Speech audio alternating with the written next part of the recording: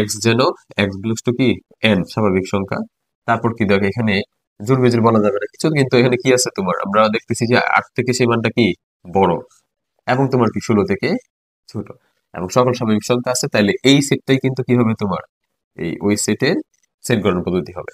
আবার যদি এমনও থাকে যে এটা না থাকে, তোমার অপশন এরকম আছে যে এখানে স্যার এখানে আমাদের 9 দেওয়া, তাহলে কি করবো, যেখানে 9 দেওয়া আছে ওইটাকে হইতে পারে 9 আর 15 আছে, তখন দেখবো তুমি নিচে কি থাকবে, এরকম সমান থাকবে, অর্থাৎ 9 থেকে বড় অথবা সমান হলেও তুমি নিতে হবে, 15 থেকে ছোট অথবা সমান হলেও নিতে হবে। এটাও কিন্তু তোমার এই সেটের সেট গণনা পদ্ধতি হবে। তারপরে প্রশ্নটা দেখো, যে এক্স মাইনাস টু ওয়াই এরকম, এটা একটা ক্রমজোড়, এটা একটা ক্রমজোড়, এটাকে আমরা বলি যে ক্রমজোড়। তো ক্রমজোড়ের সূত্র অনুযায়ী আমরা কি জানি, আমরা জানি যে এটা সমান ওইটা আর এটা সমান এটা। তো এখানে তুমি সমীকরণ করতে গেলে কিন্তু অনেক বড় হয়ে যাবে, হ্যাঁ, আমরা কিন্তু এখানে সমীকরণ করবো না, আমরা কি করবো দেখো, আমরা এখানে এই যে এক্স মাইনাস টু ওয়াই সমান সমান ওয়ান লিখলাম, আর এখানে এই যে এটা অর্থাৎ ওই প্রথমটা সমান ওই প্রথমটা, এই দ্বিতীয়টা সমান ওই দ্বিতীয়টা, তাহলে 3x প্লাস টু ওয়াই সমান কি হবে 19। তো আমরা এখানে এক্স এর মান বের করবো, তো আমরা এখানে দেখো এটা রাফ করার দরকার নেই, মনে মনে করতে পারবো, যোগ করলে দেখো বাদ হয়ে যাবে, দেখো এটা যোগ করলে এটা টু এ প্লাস টু এ মাইনাস টু এ বাদ, এক্স আর তিনটা এক্স যোগ করলে কয়টা হয়, চারটা এক্স হবে কিন্তু।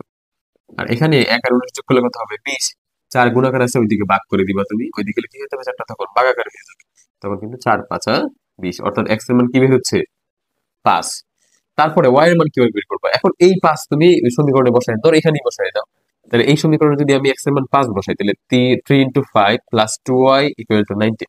3 5 কত হয় বলো 15, এখানে প্লাসের 2y, এখানে 19, তাহলে 15টা প্লাসের ওই পাশে গেলে কি হবে মাইনাসের। তখন আমরা কি পাইতেছি দেখো, তো এখানে 2y আর এখানে কত হয় তোমার 19 থেকে 15 বাদ দিলে 4, দুই গুণাকার আছে ওইদিকে গেলে কি আকারে হবে ভাগ আকারে, তখন y এর মান কি থাকে 2 × 4 মানে 2, তার মানে x এর মান 5, y এর মান কত 2। আনসার হচ্ছে x এর মান 5, x এর মান আমাদের 5 হইতেছে এবং y এর মান কি হইতেছে 2 হইতেছে, এরকম। তো এগুলো কিন্তু আমরা 1 মিনিটে সহজেই রাফ করে করতে পারবো। দেখো তারপর নৈমিত্তিকটা দেখো, তুমি এখানে এ সমান এত দেওয়া, বি সমান এত দেওয়া, বলছে এ গুণন বি কত, ওর উপাদান কি, গুণ তো আমরা জানি যে যদি কার্টেসীয় গুণ করি আমরা, তাহলে ওর সাথে 1, ওর সাথে 3 ভাবে, ওর সাথে 5, আবার প্রত্যেকটার সাথে নিতে হয়। তো এটা বের করা সহজ উপায় হচ্ছে তোমার ওর উপাদান গুণ করে দিবা। এখানে উপাদান কয়টা আছে 3টা, এখানে উপাদান কয়টা আছে 3টা, 3 3 কত হয় 9, তার মানে গুণজের উপাদান কয়টা হবে 9টা হবে। তুমি উপাদান যদি এখানে 2টা থাকতো তাহলে 2, এখানে 3টা থাকলে 3, 2 আর 3 গুণ করতে তখন 6টা। এটা আমরা সহজে বের করতে পারি, উপাদান সংখ্যা গুণ করে দিলেই তোমার এই যে এগুলোর মান বের হয়ে যাবে, ঠিক আছে।